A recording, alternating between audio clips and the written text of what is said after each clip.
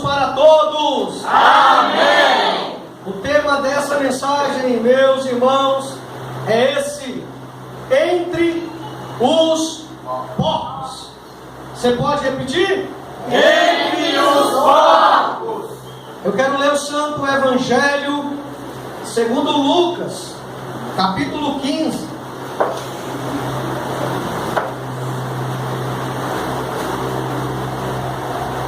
Capítulo 15, o versículo 15, que diz assim: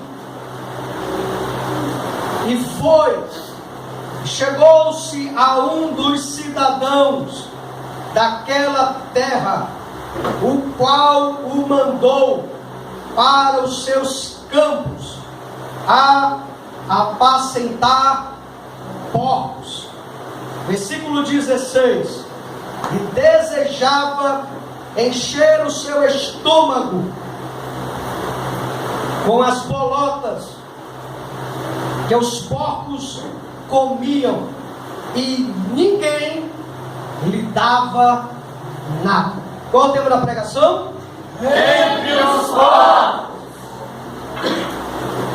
Nós vamos ver o que aconteceu com o filho mais novo da parábola, que é conhecida como a parábola do filho pródigo.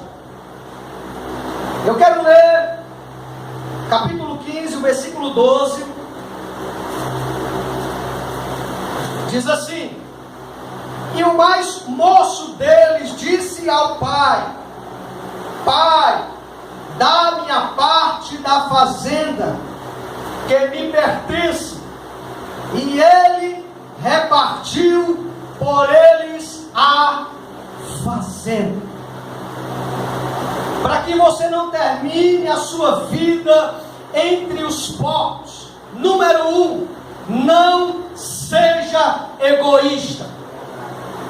Porque o filho mais novo, ele se aproximou do seu pai e ele disse: Pai, queridos, uma coisa é saber que você tem um pai, e outra é você reconhecê-lo como pai. O mais novo sabia que aquele era o seu pai, mas ele o chamava de pai apenas porque ele era egoísta e estava de olho na parte da fazenda. Uma pessoa egoísta só se aproxima de Deus para pedir. Uma pessoa egoísta, ela não está preocupada, ela não se importa se o seu pai está triste ou não. Se o fato de que ela está se aproximando do pai é porque ama o pai ou não ama o pai. Então, para que você não termine a sua vida entre os porcos, número 1, não seja egoísta. O egoísta não pensa nos outros. O egoísta só pensa em si mesmo. Nós estamos vivendo um tempo tão difícil que no meio do povo de Deus, no Brasil, em muitas nações do mundo, muitos crentes se aproximam de Deus apenas para pedir. Você se lembra os 10 leprosos? Quando eles viram Jesus, eles falaram para Jesus: Jesus, Senhor, tem misericórdia de nós. Jesus disse: vão, apresentem-se ao sacerdote e ofereçam a oferta devida sobre a purificação. Eles foram, no meio do caminho, eles olharam para si, a lepra havia desaparecido. Apenas um volta para agradecer. Quando um volta, se prostra, adora o Senhor e diz para Ele: Senhor, eu estou aqui para te agradecer pelo que o Senhor fez na minha minha vida. Aí Jesus disse: mas não foram 10. Não foram os 10 que foram limpos, purificados. Onde estão os 9? A pergunta é: aonde estão os 9? Apenas um voltou para dar glória a Deus. O filho mais novo, ele não amava o pai. O que ele queria era a parte da fazenda para viver a sua vida como ele quisesse viver. A pessoa egoísta é alguém sem limite, é alguém que não respeita princípio, é alguém que não teme Deus, é alguém que despreza a palavra de Deus, é alguém que quer viver de acordo com a sua vontade. A pessoa egoísta é o que eu chamo hoje no meio da igreja do cliente. Você já viu o cliente? Ele senta em uma mesa de um shopping ou de uma churrascaria e o cliente pede e depois vai embora. Ele não tem nenhum compromisso. Não tem nenhum compromisso. Só senta para pedir. O cliente, dizem aí fora que ele sempre tem razão. Mas o crente, às vezes, tem que abrir mão da sua razão por causa do seu pai, porque ama o seu pai. O cliente, ele tem uma tendência de não abrir mão da sua razão. Sempre tem razão. Ele não se envolve, ele não tem compromisso. Ele pede o que ele quer e depois vai embora. É chamada a geração cliente. Se o pastor no culto pregar sobre o assunto da Bíblia, a pessoa não volta mais, vai embora. Irmãos, aconteceu com Jesus. Um dia uma pregação de Jesus, João capítulo 6. Jesus estava pregando sobre o corpo dele, sobre o sangue dele, que quem não comesse o corpo dele, não bebesse o sangue dele, não tinha parte com ele, não podia ser discípulo dele, não podia seguir a ele, não podia ter herança eterna. Aí a multidão ouviu aquilo ali. Não, essa pregação é muito dura, eu vou embora. Foram-se embora. A multidão foi embora. Aí os discípulos: mestre, né? Tem gente assim: pastor, o senhor pregou na igreja, aquele irmão não volta mais. Irmão, Jesus disse que quem é de Deus, ele ouve a palavra. Glória a Deus. Se volta, se não volta mais. A minha missão é pregar a palavra de Deus. Eu tenho consciência que Deus já determinou um dia que há de julgar a humanidade com justiça. E eu não quero chegar nesse dia e ser envergonhado. Eu não quero chegar nesse dia e o Senhor olhar para mim e dizer: servo mau, fiel. Muitos foram para o inferno porque você não teve coragem de pregar a verdade a eles. Aí os discípulos assim, com essa mentalidade assim, meio de cliente, né? Mestre, o povo está indo embora aí. Aí Jesus olhou e disse: e vocês não querem ir também não? Aí: não, senhor, não quero não. Para onde iremos nós, se só tu tem as palavras de vida eterna? Irmãos, quem realmente tem esperança, sonho de vida eterna, jamais é cliente, é crente, bendito em Jesus. Tem que beber o corpo de Cristo, eu vou comer. Tem que beber o sangue de Cristo, eu vou beber. Tu é o caminho, a verdade e a vida, Senhor. Tem uma religião muito tradicional no nosso país, é a maior do nosso país. O líder lá não usa o pão, usa a hóstia. O líder lá, ele bebe o vinho só ele, e o povo não bebe. E Jesus disse: quem não come do meu corpo e não bebe do meu sangue, não tem parte comigo. O que você ainda está fazendo lá? O que você ainda está fazendo nessa igreja? Meu Deus! Que não ensina o que Jesus ensinou, que não se submete à doutrina dos apóstolos. Tem até nome de apostólica, mas não é apostólica coisa nenhuma, porque os apóstolos eles ensinaram o que Jesus ensinava. Glória a Deus. Leia depois com calma. 1 Coríntios capítulo 11, versículo 23. Leia depois com calma. Glória a Deus. 1 Coríntios 11. Uma igreja apostólica, ela se submete aos ensinos dos apóstolos de Jesus. 11, 23. Olha o que o apóstolo Paulo diz: porque eu recebi do Senhor o que também vos ensinei, que o Senhor Jesus, na noite que foi traído, ele tomou o pão, não foi hóstia, foi pão. Tendo dado graça, o partiu, disse: tomai, comei. A hóstia as pessoas não comem, bota na boca aí, tem que derreter na boca. O pão, que é o corpo de Cristo, tem que ser mastigado, é comida, é alimento. Tomai e comei. Tomai o quê? Comei. Isto é o meu corpo, que é partido por vós. Fazer isto em memória de mim. 25 versículo. Semelhantemente também, depois de ceiar, depois de comer o pão, tomou o cálice, dizendo: este cálice é o Novo Testamento no meu sangue. Fazer isso todas as vezes que bebedes em memória de mim. Então tem que comer o corpo de Cristo e tem que beber o sangue de Cristo, porque não existe corpo sem sangue e não existe sangue sem corpo. Tira do corpo de Cristo o sangue e fica um corpo sem vida. Tira o sangue do corpo de alguém, esse sangue vai se estragar. O que tem estragado muitas denominações é a falta do ensinamento da palavra de Deus.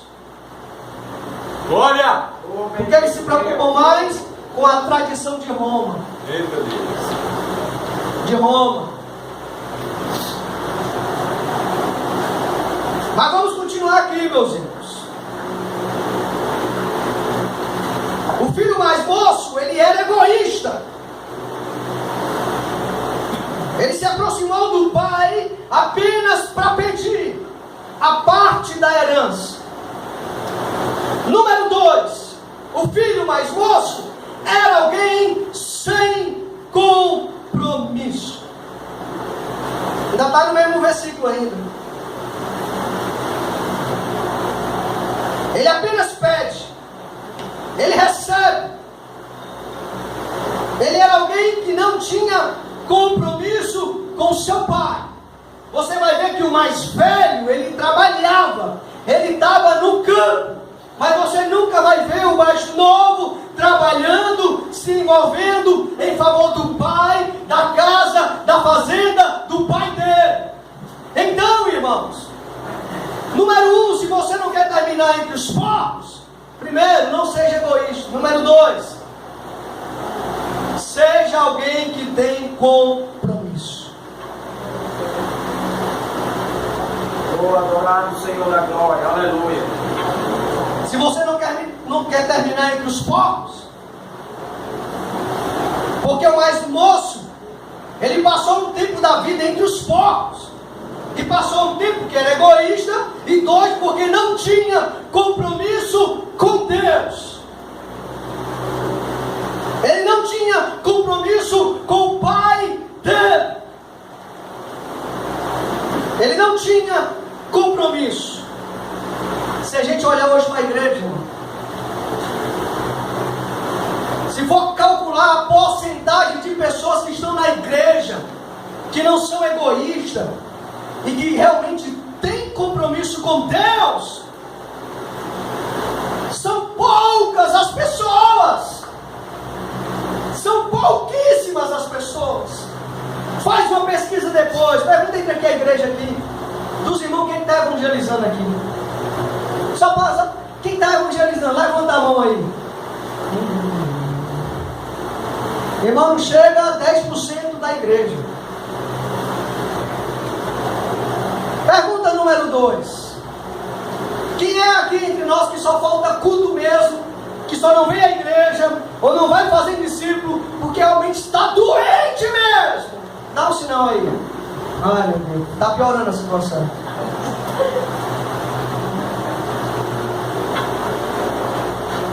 Queridos, nós temos que ter compromisso. Nós não podemos aceitar, irmãos, eu passar anos na igreja, eu continuar sendo uma pessoa egoísta. Nós não podemos aceitar passar anos na igreja e eu ser alguém que não tem compromisso. Você já viu a pessoa que não tem compromisso? O culto é 7, só chega às 7h30. Irmão, eu duvido que alguém que tem compromisso, se o culto é 7, 20 para as 7 está na igreja, 10 para as 7 está na igreja. Você já viu um funcionário que tem compromisso? O gerente diz: rapaz, que funcionário, irmão. Esse aí tem compromisso. Chega cedo, não falta trabalho. Muito bem, parabéns, vai ser promovido. Se aqui alguém for ser promovido, irmão, por não faltar o culto chegar cedo, aí a carteirinha continua sendo o mesmo, pastor Abel. Esperto, Jesus, e povo, Senhor. O filho mais moço, ele não... Irmãos, eu já preguei sobre esse texto, mas eu nunca tinha visto o que Deus me fez ver no texto. Há cerca de uma semana, eu estou orando, lendo esse texto da palavra de Deus. E o Espírito de Deus vai abrindo meus olhos e disse: pai, que coisa é essa? Realmente é isso. Esse moço era egoísta. Esse moço não tinha compromisso. Mas vamos lá, número 3. Ainda Lucas, capítulo 15, versículo 12.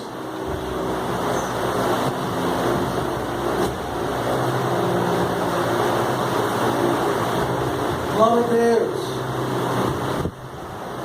Da minha parte da fazenda que me pertence, ele repartiu por eles a fazenda. Se você não quer terminar entre os porcos, não seja uma pessoa imediatista.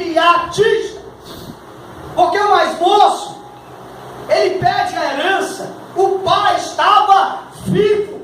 Como é, irmãos, que eu vou chegar para o meu pai e pedir herança se o meu pai está vivo? A herança, ela é repartida quando o pai morre. A pessoa vai para o sepultamento do pai, aí vivencia o luto, isso é o normal, é o natural. Só depois vai se falar sobre a herança. Mas como uma pessoa é egoísta e não tem compromisso, e não se importa com os sentimentos do pai, se o pai vai chorar, vai ficar triste, a pessoa é imediatista. Ela quer antecipar algo que não se pode antecipar. Ela quer a herança do pai que está vivo.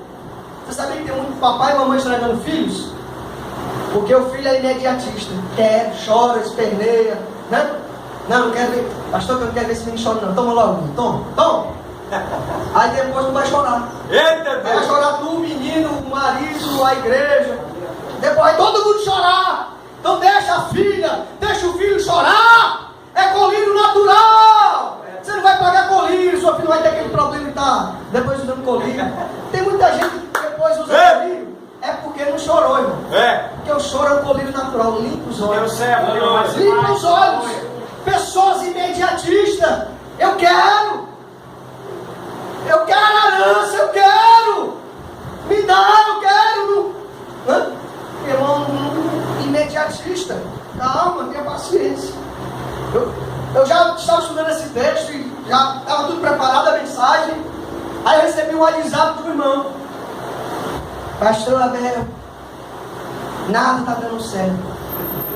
Tudo está dando errado. Isso no WhatsApp, edição. Tudo está dando errado. As coisas não funcionam. As coisas não acontecem. E não só desgraça.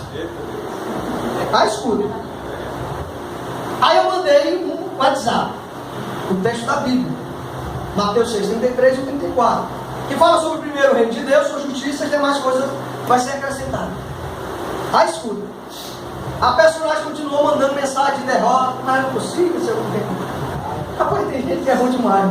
Vai ser tenta animar, ajudar, mas a pessoa não quer. Essa pessoa vem uma vez perdida na igreja de 3 em 3 meses, 4 meses, 5 meses. Não tem tempo para Deus, não tem compromisso, mas quer que Deus abra a porta de emprego, quer que Deus envie cliente, quer que as coisas aconteçam. Uma pessoa, um exemplo, no trabalho, ela marca por dia para a pessoa ir pegar lá o produto, eu não vou dizer aqui o que é, aí a pessoa vai pegar o produto, ei, no outro dia, a pessoa vai, não deu certo no outro dia, nada está dando certo. Como é que vai dar certo desse jeito? Meu Deus. Depois eu mandei um WhatsApp falado. Aí estava chegando a hora do culto. Ah, foi hoje. Aí depois eu vi só se empurrar por baixo assim, antes de começar o culto. Eu nem não abri, só fiz olhar algumas coisas. Rapaz, é brincadeira. Eu disse, você tem que priorizar Deus. Deus tem que ser primeiro na sua vida. Você tem que ser uma pessoa justa. Um preço justo. Se você marcou com alguém para entregar algo num dia, então entrega. E aí depois fui falando outras coisas. Você tem que estar bem com sua mulher, você tem que estar bem com sua família. E a tempo eu não vi essa pessoa. E tal, eu falei. Aí mesmo assim depois eu olhei assim. Brincadeira. Pessoas imediatistas. Passa a vida fazendo bobagem. Passa a vida plantando sementes ruins. Aí quer ter uma boa plantação. Aí quer ter uma maravilhosa colheita. Aí vai querer culpar Deus. Aí vai querer culpar o pastor. Aí vai querer culpar a igreja. Que a igreja não tem amor. Aí a pergunta é, quem é que não tem amor? É quem abandona a igreja ou quem fica na igreja? As pessoas reclamam. Ah, mas eu não sou amada. Irmão, você vê uma pessoa reclamando que não é amada, que não tem amor? Resultado, essa aqui não tem amor mesmo. Deus soberano. Vamos continuar aqui, amém? Amém. Amém. Então, número 1, não seja egoísta. Número 2, tenha compromisso com Deus. Número 3, não seja uma pessoa imediatista. Eu quero agora. Não, pastor, é agora. Não. Já noivei, vou casar logo. É agora. Eu me lembro de um noivado. Foi o primeiro noivado que eu fiz na minha vida. Ô noivado desmantelado aqui. Irmão, nunca vi um noivado tão desmantelado mesmo. Foi o primeiro.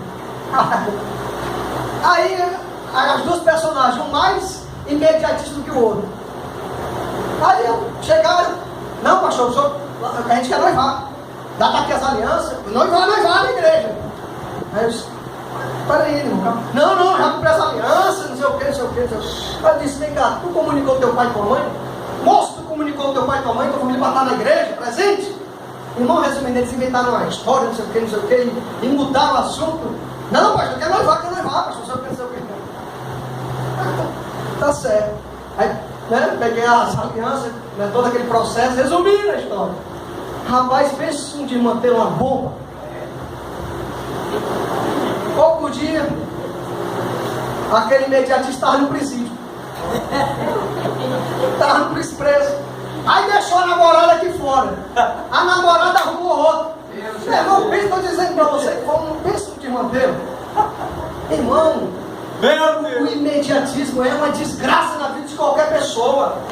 A gente tem que aprender a esperar o processo. Você já viu uma mulher grávida? Se ela foi imediatista, o menino com 3 meses, não tem que nascer, vou nascer. Vai dar certo um negócio desse? Não dá. E também não pode passar dos 9 meses e dias. Não pode. Tem que haver um equilíbrio. Você tem que se submeter ao processo. Não, cara, não. A pessoa passa a vida pecando, a vida toda desmantelada. Aí chega na igreja, que Deus resolva tudo agora, tudo. Aí Deus vai lhe tratar, vai levar você para o deserto, vai para o vale. Não, pastor, não, Deus não tem isso não. Deus vai te tratar. Aleluia, Senhor. Deus soberano.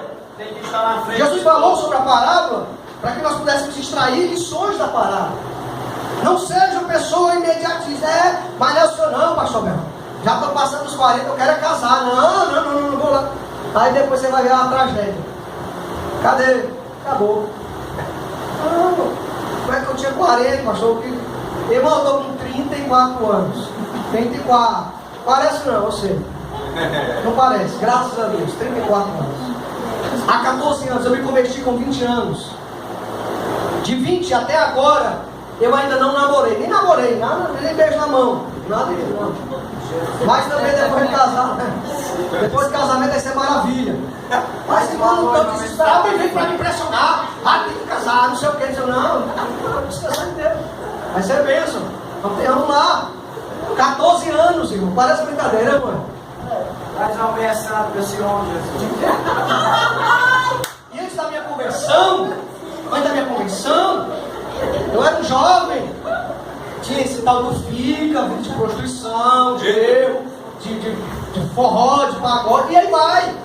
E tem muita gente arrumando desculpa para viver uma vida errada. Não seja imediatista.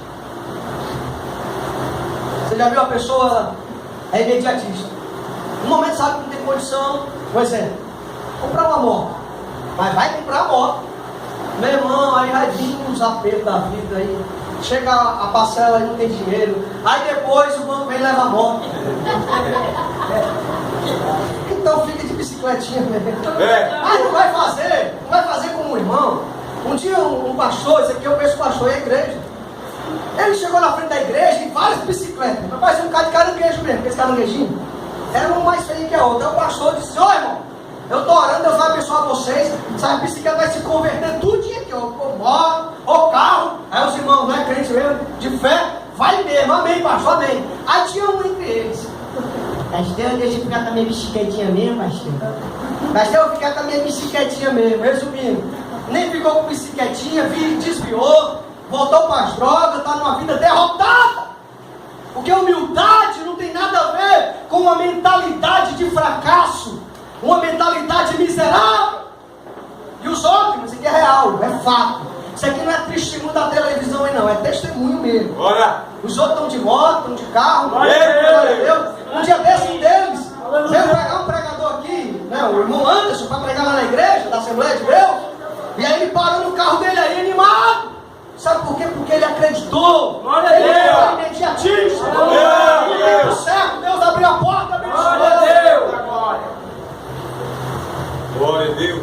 Santo e poderoso tu és, Jesus. Vamos continuar. Amém. Lucas, capítulo 15, versículo 13. E poucos dias depois, o filho mais novo, ajuntando tudo, partiu para uma terra longínqua. Ali desperdiçou a sua fazenda, vivendo dissolutamente. Se você não quer terminar entre os porcos, não seja uma pessoa independente de Deus. Tem gente que quer declarar independência. O mais moço, ele pensava, ele acreditou que depois, com a parte da fazenda em mãos, ele podia ir para uma terra distante, longínqua, porque a palavra longínqua significa distante, muito longe. E aí, viver de acordo com seus prazeres, viver entre as meretrizes, as prostitutas. E ele pensou: ah, dá para me viver sem o meu pai, dá para me viver a minha vida. Como o diabo tem tentado muita gente a declarar a independência de Deus. Não, está na igreja, chegou doente, já está com saúde. Pronto, pode ir para. Aí o diabo diz: não, tu chegou na igreja, uma vida financeira em crise, arrebentada, agora Deus te abençoou, você está bem, carteira assinada, tá, casa própria, você tem veículo, vai viver a tua vida. Quantas pessoas caíram nessa mentira de Satanás? Declarar a independência, ser independente, querido, isso é um abismo, isso é uma cilada do diabo. Não faça isso.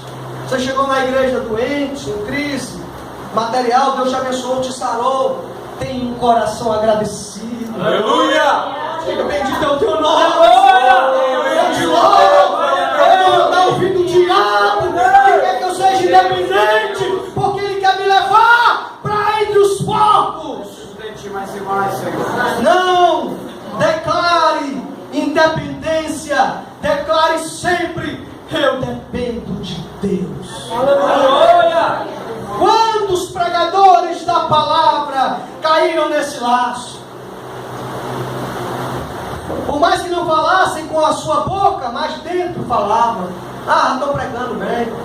Eu vi um tipo pastor dando um testemunho, o pastor Jorge Linhares, que ele conheceu lá em Belo Horizonte, um pregador da palavra, um homem de mão cheia, postura, um homem bonito, se expressava bem, um homem cheio de conhecimento, usado por Deus. E o pastor Jorge Linhares disse que entre esse pregador e ele se sentia tão inferior. Agora imagine, o pastor Jorge Linhares é pastor há muitos anos, pastoreia a Igreja Batista de Getsemane, uma igreja grande, linda igreja, um homem experiente, um homem sábio, já lançou vários livros. E ele dizia que esse pregador, ele se sentia no sentido de ele pregava mais, expressava mais. Aí o pregador achou que a graça era dele mesmo. O pregador achou que a capacidade era dele mesmo. Ele estava lá no seminário. Aí o pastor do seminário chamou a atenção dele e disse: ó, não fale sobre esse assunto, você não está certo sobre esse assunto. Aí ele se levanta, escute, em Belo Horizonte tem várias igrejas gigantes, e as igrejas top de Belo Horizonte, tudo lutavam por ele, porque era um pregador de mão cheia mesmo. E ele se levantou e disse: olha, eu não preciso desse seminário, eu não preciso estar aqui. E continuou pregando em igrejas. O pastor Jorge um dia estava passando, depois de um tempo não viu mais esse pregador. Aí aquela voz: pastor Jorge. Ele olhou, nem reconheceu. Ele estava em uma mesa de bar com 3 homossexuais, a mesa cheia de litros de vários tipos de bebida, como um mendigo